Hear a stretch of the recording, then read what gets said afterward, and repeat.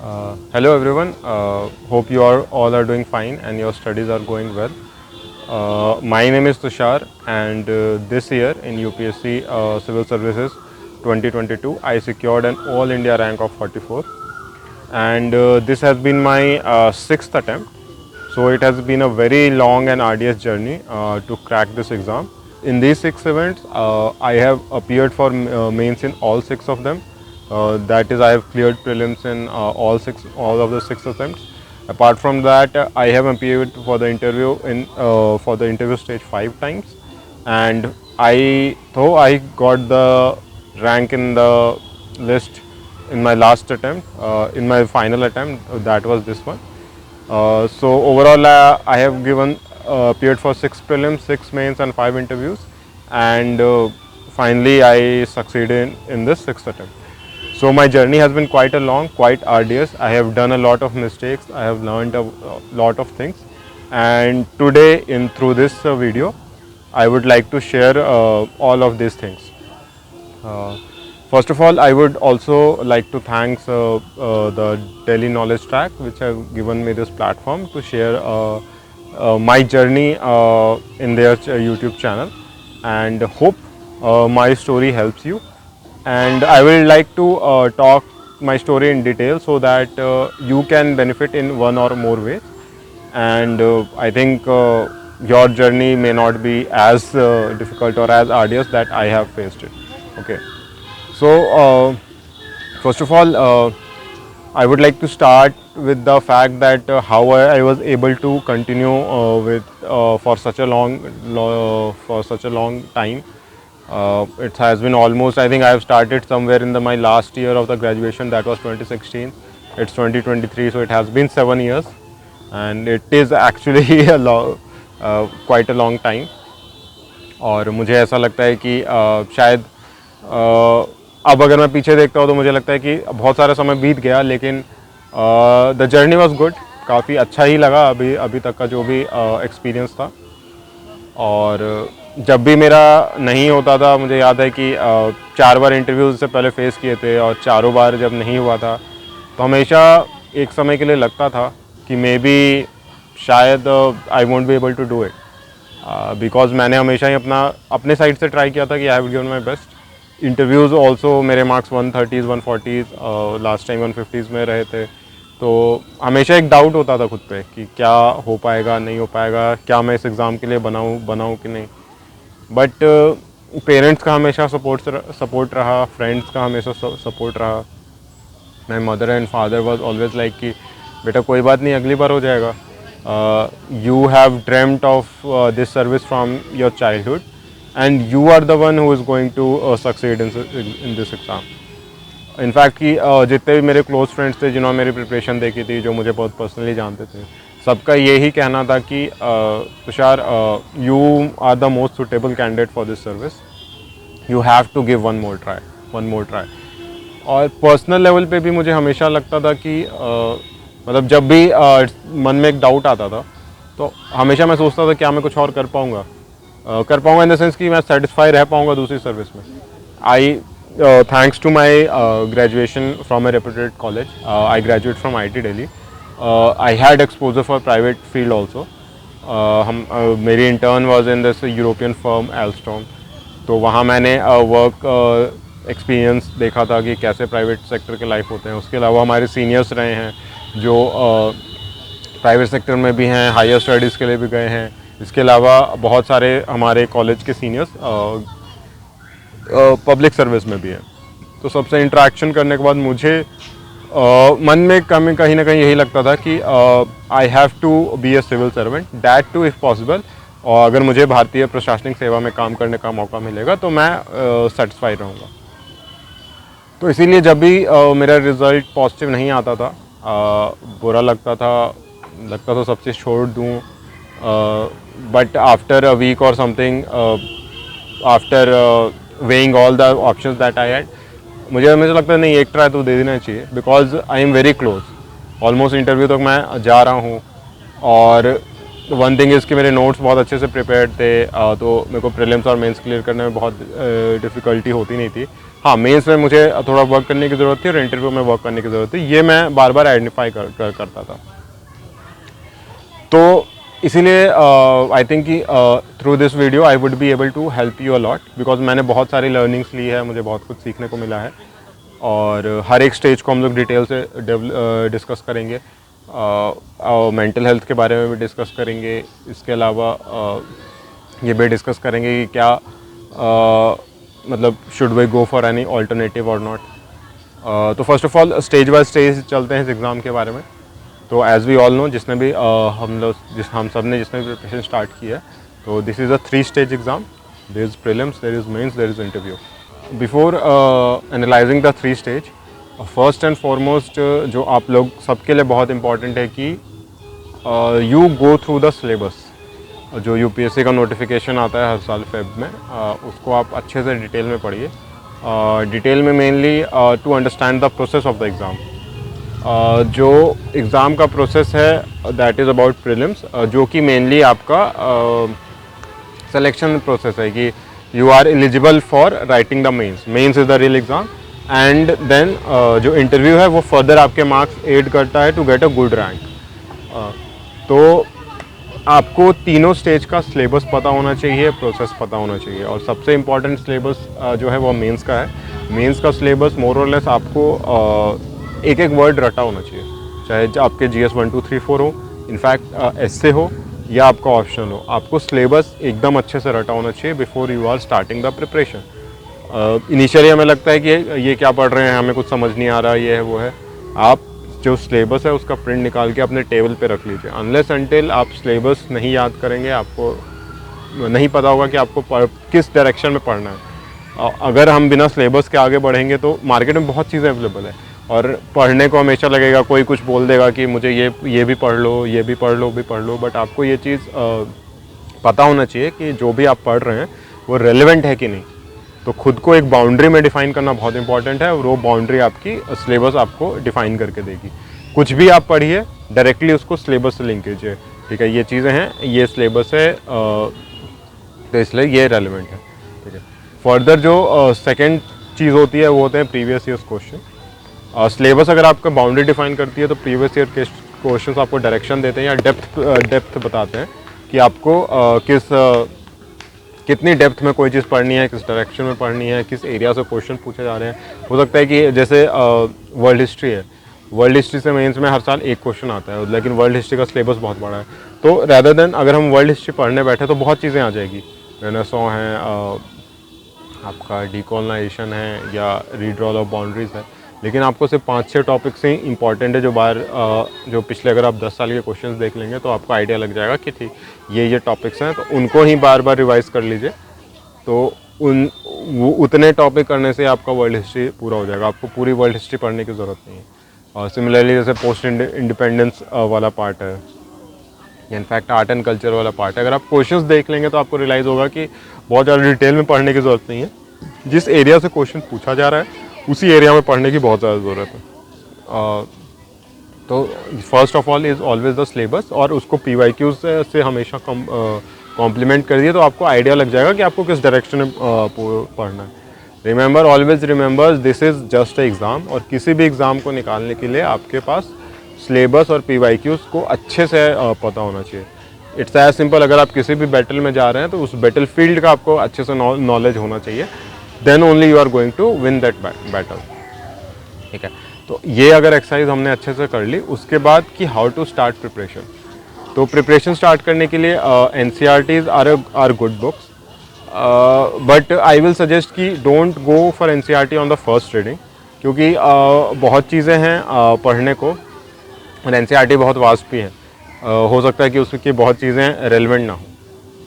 तो rather than going for after NCERT on your first reading, go towards the fundamental books, जैसे जो आपकी लक्ष्मीकांत है या आपकी स्पेक्ट्रम है, इसके अलावा जो भी सिलेबस रेलिवेंट है, कोई एक सोर्स उठाइए, उनको एक बार पढ़ लीजिए तो आपका पास सिलेबस स्पेसिफिक चीज़ें हो जाएगी।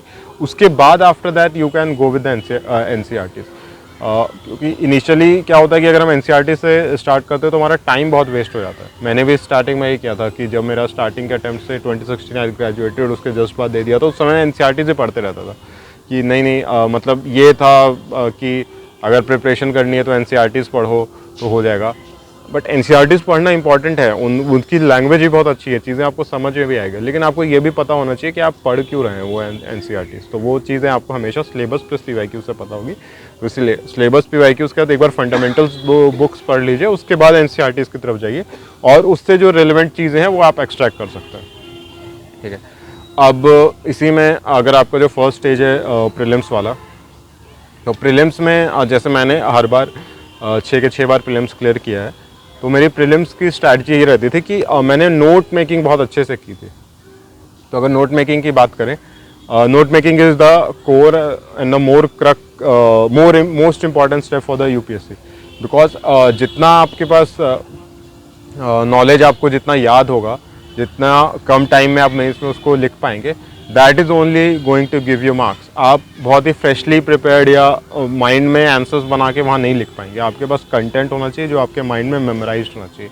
तो ये नोट्स हमेशा आपको हेल्प करेगा, और अगर वो नोट्स अगर आप सिलेबस स्पेसिफिक बनाएंगे, then only you will be able to relate that question to the syllabus, and उसके अकॉर्डिंग आप कंटेंट एक्सट्रैक्ट कर पाएंगे कि ठीक है, ये पार्ट जो क्वेश्चन पूछा गया है सिलेबस के इस पार्ट से पूछा गया और इसकी पार्ट के पास मेरे ये नोट्स हैं। तो इससे क्या होता है, आपको चीज़ों को कंसोलिडेट करने में बहुत हेल्प मिलती है और आप उसको रेप्लिकेट कर पाते हैं एग्ज़ाम में। अब जो आपका प्रीलिम्स का स्टेज है, अगर आपने ये नोट मेकिंग एक्सरसाइज अच्छी की है, आपके कोर एरिया स्ट्रॉन्ग है, तो आप देखिएगा कि जो आपके 40 to 50 क्वेश्चन होते हैं वैसे आप प्रीलिम्स में, वो इसी कोर एरिया से पूछे जाते हैं। कोर एरिया मतलब आपका polity, economy, modern history, environment as well as your science and tech वाला पार्ट। ये इस एरिया को अगर आपने अच्छे से कवर किया हुआ है तो आपके हमेशा 40 to 50 क्वेश्चंस बहुत इजीली हो जाएंगे।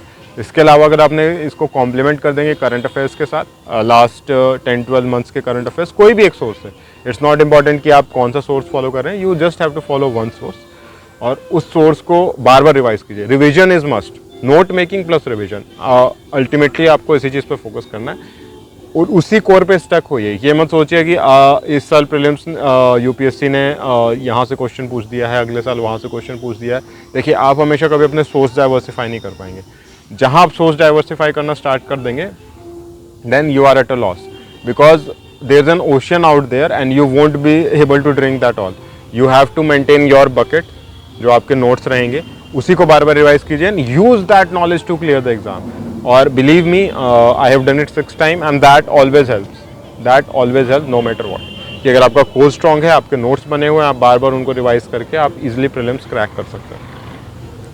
प्रीलिम्स के बाद अगर हम मेंस के स्टेज पे चलते हैं, तो मेंस के लिए सबसे इम्पॉर्टेंट ये सिलेबस और PYQs आपको बहुत अच्छे से पता होना चाहिए और सिलेबस प्लस PYQ बेसिस पे आपके नोट्स बने होने चाहिए।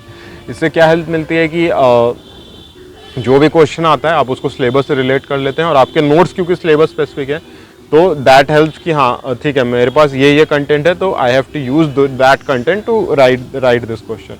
और फर्दर अगर हम PYQ सॉल्व कर लेते हैं, तो PYQ सॉल्व करने से हमको आइडिया लग जाता है कि UPSC क्या क्या पूछना चाह रही है मेरे हम लोगों से, तो उस डायरेक्शन में हमारे नोट्स बने होते हैं, तो उससे काफ़ी हेल्प होती है। जैसे बहुत सारे टॉपिक्स हैं बहुत रिपीटेटिव हो जाते हैं। अगर हम बात करें जैसे इनइक्वालिटी, मल्टी डायमेंशनल पॉवर्टी, आपके सोशल इश्यूज या ग्लोबलाइजेशन, अगर आप क्वेश्चंस देखेंगे ना तो चीज़ें बार बार रिपीट हो रही है। इनफैक्ट GS3 में आपका इस बार इंटीग्रेटेड फार्मिंग मैनेजमेंट पे क्वेश्चन आया था जो इस साल के लिए टफ हो गया था, लेकिन ऑलरेडी UPSC ने वो क्वेश्चन पूछा हुआ था पहले। मैंने PYQs किए थे तो वो सेम क्वेश्चन आ गया, तो मेरे लिए वो करना बहुत आसान हो गया था। सिमिलरली सप्लाई चेन पे क्वेश्चन आते हैं, एग्रीकल्चर पे क्वेश्चन आते हैं, जो आपके टॉपिक है, टॉपिक से आप देखिएगा कि क्वेश्चन सेम के सेम बार बार रिपीट होते हैं। तो make your notes as per the syllabus, use PYQs to align them as per the questions that UPSC is asking. You will be definitely able to score more than 12 to 13 questions in the exam beforehand. आपको पहले से पता होगा कि 10-12 question जो हैं almost of the similar nature आएंगे और आप उनको बहुत ईजिली कर पाएंगे। रेदर बाकी जो 7-8 क्वेश्चन होंगे उसमें फिर आप अपना कंटेंट यूज़ करके उनको भी सॉल्व कर पाएंगे। मोस्टली 2-3 जो है वो करंट अफेयर से रिलेटेड होते हैं, और क्योंकि मैंने पहले ही कहा कि करंट अफेयर्स आप 10 to 12 मंथ्स के पढ़ लीजिए बट एक सोर्स से, तो वो भी आपके बहुत ईजिली हो जाएंगे। का जो फाइनल स्टेज होता है वो इंटरव्यू स्टेज होता है। इंटरव्यू मैंने 5 इंटरव्यूज़ फेस किए हैं और मेरे इनिशियली तो बहुत स्टैग्नेटेड मार्क्स थे, बट मैंने खुद के इंटरव्यूज़ एनालाइज किए where I was getting it wrong. मेरे 140s 150s में मार्क्स तक रहे थे. इनफैक्ट एक बार मेरे इंटरव्यू में 110 मार्क्स भी रहे हैं. And from that this year I have jumped made it to jump to 187. तो इंटरव्यू में मेरे लिए इस बार क्या काम किया कि first of all I had a job in state services. Second I was more confident. मैं ज़्यादा एक्सप्रेसिव था. तो I came out as a confident candidate who already have a field experience and who has the curiosity to know more and work more for the country. So this is what they want. They want ki someone who has a good personality, he is a confident and he has the zeal to work for the nation. वो चीज़ें अगर आपके panel को दिख गई then they are definitely going to give you very good marks. तो इस चीज़ को मैंने कैसे इनकलकेट किया अगर इंटरव्यू के बारे में डिस्कस करेंगे तो इसमें एक जो सबसे इम्पॉर्टेंट पॉइंट था वो था having being employed. I was employed in state service. तो इससे क्या बेनिफिट हुआ कि मेरा interview almost 40-50% was around that service only. तो व्हेन आई शो कि मैंने क्या काम किया था सर्विस में and the work may not B that big. It was a general work जो एज अ सिविल सर्वेंट आपको करना होता है. बट क्योंकि आपने वो नॉलेज दिखाई तो दे रियलाइज कि हाँ this candidate has this zeal to work for the public so he will be able to do that. और ये जरूरी नहीं है कि आप पब्लिक सर्विस पब्लिक फील्ड में ही जॉब करें. प्राइवेट में भी हो सकता है कि इट जस्ट शो कि आप में काम का जज्बा है. प्राइवेट सेक्टर में आपने कुछ यूनिक प्रोजेक्ट्स किए होंगे तो यूज़ देम. बहुत बार लोग डरते हैं कि नहीं मैंने काम किया इसको हटा दूँ कैसे क्वेश्चन पूछे जाएंगे. If they are going to ask the question from that area that's a very good thing ना. You are making your interview predictable rather than making it on an unpredictable lines जहाँ पे वो कुछ भी कहीं से पूछ सकते हैं. उन्होंने आज कुछ पढ़ा होगा वहाँ से पूछ देंगे. rather than that make it a predictable one ना. और वो खुद भी इस चीज़ को चाहते हैं कि वो आपके बारे में ज़्यादा जाने. तो इस चीज़ पे काम करना बहुत इंपॉर्टेंट है. तो यहीं से मैं एक जो थोड़ा सा टॉपिक डाइग्रेस करना चाहूँगा वो ये होगा कि working on yourself and what to do if you are stuck. तो दो चीज़ें हैं. सबसे पहले तो what to do if you are stuck. तो जैसे मेरा ये छठा अटैम्प्ट था. मेरा 5 इससे पहले मैंने 4 इंटरव्यूज़ दिए हुए थे. तो मैं इंटरव्यू स्टेज पे बार बार स्टक हो रहा था. तो अब आपको ये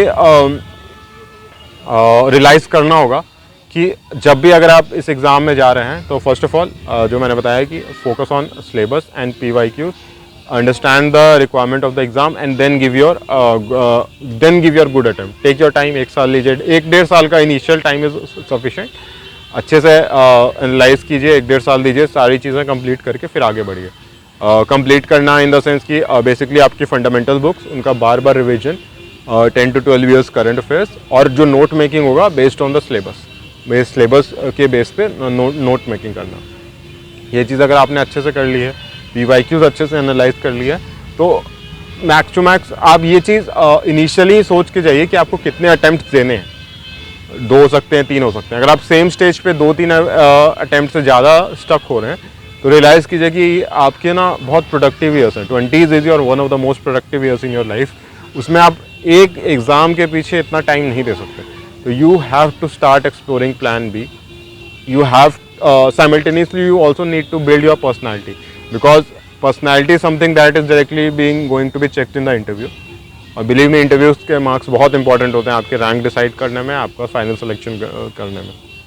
और अब तो और ज़्यादा there is a very big marks divergence in interviews. 90s में भी मार्क्स मिले लोगों को, 200 में मिले हैं और those 100 marks are very important. इतना बड़ा divergence just in 30 minute process बहुत बड़ा मार्क्स मेकिंग फैक्टर है. और साथ ही साथ इस ये भी है कि अगर आपकी पर्सनालिटी नहीं भी डेवलप हो रही है तो ओवरऑल लाइफ में you are going to get under confident. मेरे साथ भी हुआ था. अगर मैं एक साइकिल में आप स्टक हो जाते हैं तो आप अपनी लाइफ में स्टैग्नेट है. और wherever in your life you are going to get stagnated ना, आप फिर एक डिप्रेशन के साइकिल में जाना स्टार्ट कर देंगे. You will start questioning yourself, people will start questioning yourself और आप एक विशियस साइकिल में एंटर होना स्टार्ट हो जाएंगे जहाँ पे you will start doubting yourself, you won't be able to give your best and hence you won't be able to succeed or then you will again start doubting yourself. और ये चीज़ realise करना बहुत important है कि जहाँ आप stagnate हो रहे हैं ना, आपका टाइम जाते जा रहा है. टाइम जो मैंने फिर से कहा कि वो टाइम जो 20s का टाइम है जब आप बहुत कुछ सीख सकते हैं. तो ड्यूरिंग योर प्रिपरेशन ऑल्सो मेरा तो ये बहुत ही हम्बल ओपिनियन होगा कि you should also work on your personality. That involves कि you should work on your skills may be anything like speaking, having a good communication skills, like working with computers, knowing the AI, networking etc. क्योंकि ये चीज़ें as a civil servant भी आपको काम आएंगी. साथ ही साथ अगर नहीं भी हुआ, अगर आपको दूसरे फील्ड में भी जाना है तो वहाँ पे भी आपको हमेशा ये स्किल्स काम आएगी. Simultaneously social skills, talk with your parents, families, क्योंकि लाइफ में आप कहीं पे भी किसी भी उसमें हैं, आप अपने सोशल लाइफ को कॉम्प्रोमाइज़ करके आगे नहीं बढ़ पाएंगे. Because we as a human are social animal. हमेशा में डिप्रेशन होगा, स्ट्रेस होगा. ब्रेन इज़ समथिंग जो बहुत ही हमेशा इनसिक्योरिटी में रहता है. तो फ्रेंड्स, फैमिलीज एट्सेट्रा, अगर हम उस समय चीज़ें डिस्कस कर लेते हैं ना, तो things become easier for us. तो सोशल लाइफ रखिए. साथ ही साथ एक हॉबी डेवलप कीजिए. हॉबी आपकी लाइफ में रहना हमेशा बहुत इंपॉर्टेंट है. बिकॉज एट द एंड की मेंटल स्ट्रेस बहुत इंक्रीज़ हो रहा है आजकल की लाइफस्टाइल में. बहुत भागा दौड़ी है, बहुत रश है, बहुत सारा वर्क है. उस बीच हमको खुद के लिए कोई ऐसी हॉबी डेवलप कीजिए जहाँ पे अगर आप खुद को टाइम दे पाएँ तो आपको एक रिलैक्सेशन मिले. दैट हेल्थ, वो आपकी वर्क एफिशिएंसी में भी काम करेगा, आपके मेंटल हेल्थ के लिए भी बेनिफिशियल होगा, और साथ साथ आपकी पर्सनैलिटी पे तो काम करेगा ही कि आपको कुछ एक्स्ट्रा स्किल्स आती होगी. तो work on your sports, work on your skills, work on your social skills, साथ ही साथ develop a hobby. These things are very important. अगर आपने एग्जाम के लिए सोचा है तो definitely first priority should always be academics. लेकिन आई थिंक कि 8 to 10 hours study is more than sufficient. उसके अलावा always 1-2 hours you can find time for these things. 8 to 10 hours हो सकता है. बहुत लोग होते हैं जो 15-16 आवर्स तक क्लेम कर सकते हैं. It's well and good. लेकिन हमेशा 15-16 आवर्स तक की इफिशिएंसी रखना ब्रेन के लिए पॉसिबल नहीं है. ये तो साइंटिफिकली भी प्रूवन है कि आप, क्योंकि ये जर्नी आपकी 1, 1.5, 2, 3 साल, मतलब मैं तो कहूँगा 2-3 साल तक रखिए. उससे ज़्यादा ट्राई मत कीजिए. 2-3 साल तक रहेगी तो 2-3 साल तक 15-16 आवर्स तो नहीं पढ़ पाएंगे. उसको अगर आप मतलब on an average 7 to 8 hours रखिए, और साथ साथ साइमल्टेनियसली अपने उस पर भी काम कीजिए. स्पोर्ट्स पे, जिम पे, स्किल्स पे, हॉबीज़ पे etcetera.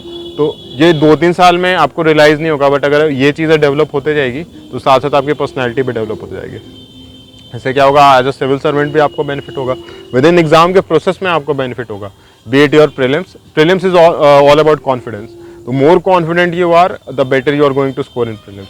Mains is all about writing creatively, writing different from others.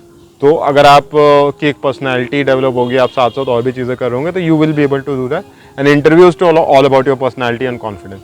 तो ये इंपॉर्टेंट है. और साथ ही साथ अगर ये चीज़ करेंगे तो जो आपके लाइफ में जो वैक्यूम क्रिएट होगा because of this UPSC journey, वो नहीं रहेगा, क्योंकि इसमें भी आप कुछ ना कुछ सीख रहे होंगे, और वो अगर आप किसी भी दूसरी फील्ड में जाएंगे वहाँ पे आपको हेल्प करेगा.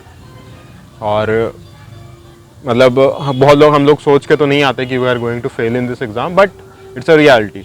हर साल मतलब ऑलमोस्ट 99% लोग तो एट द एंड छट ही जाते हैं.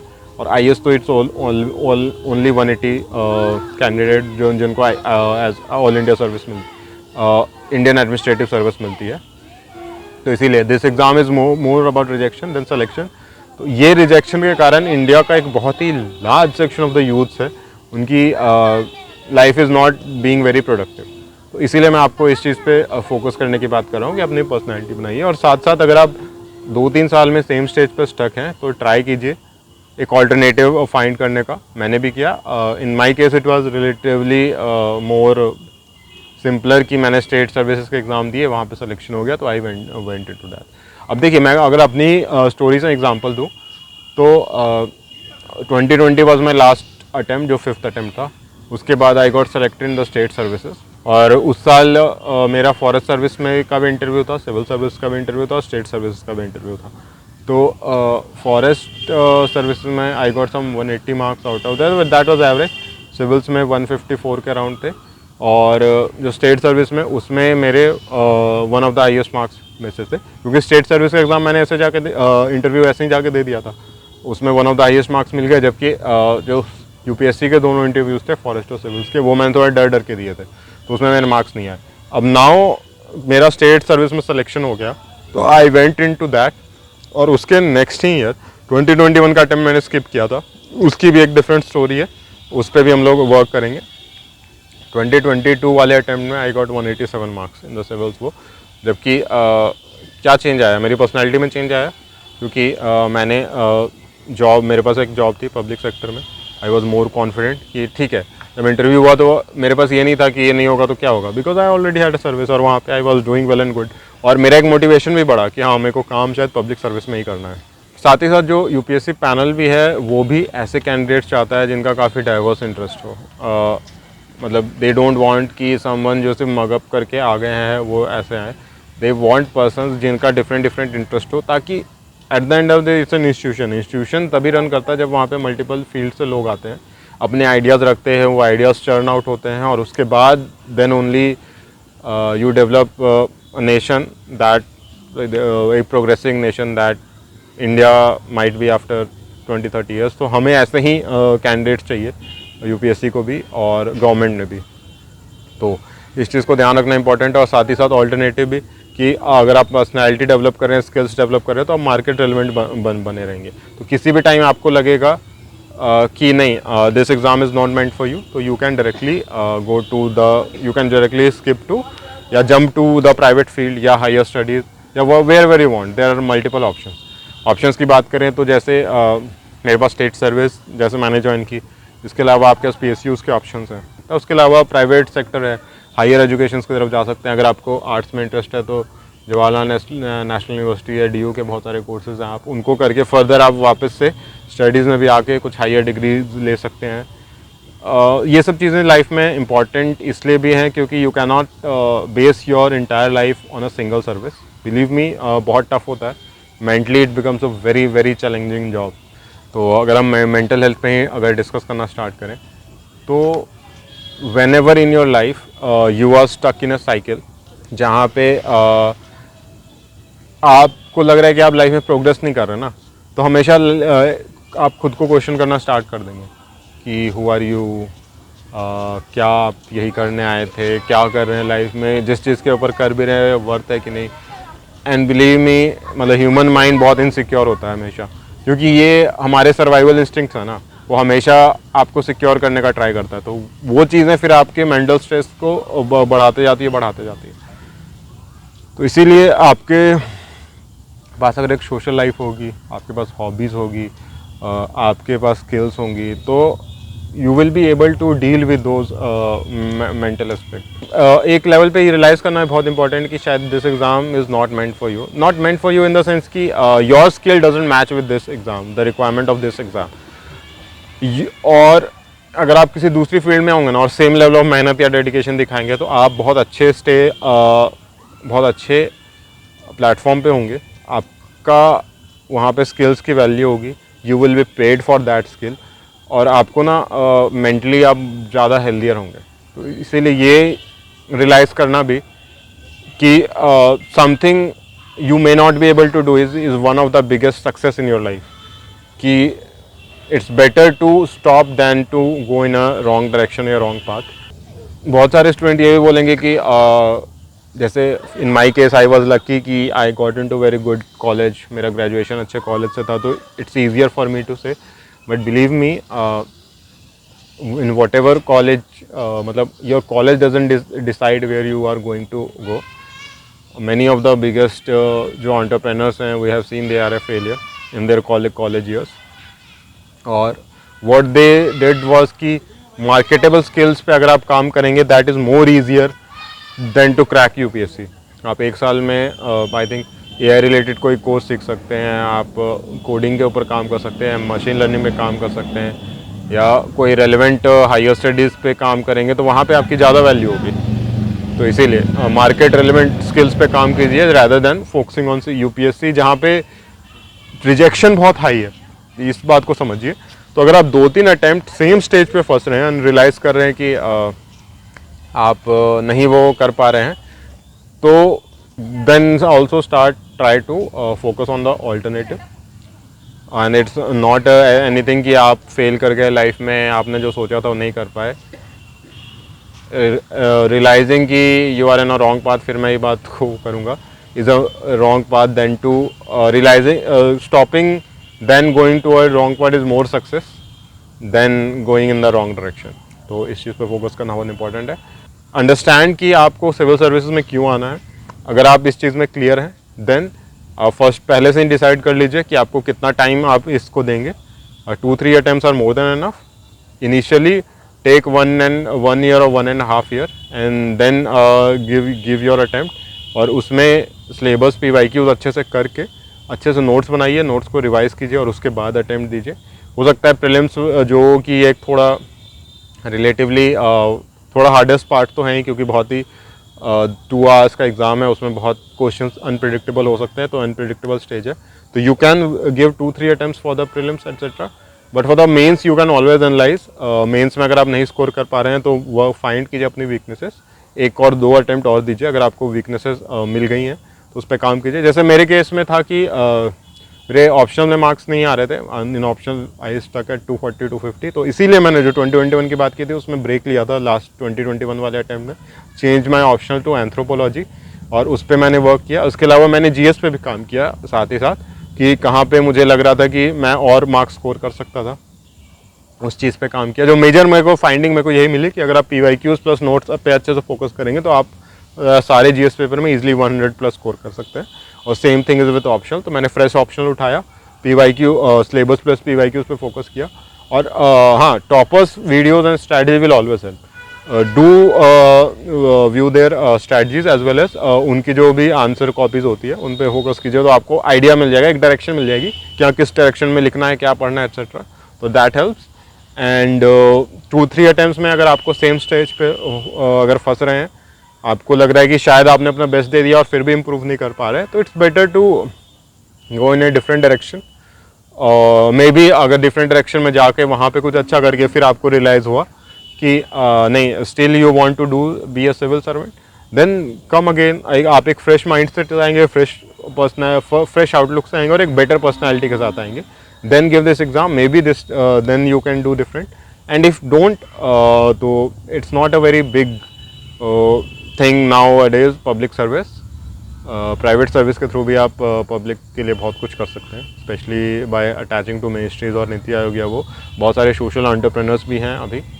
तो go in that, work with that और डू योर बेस्ट।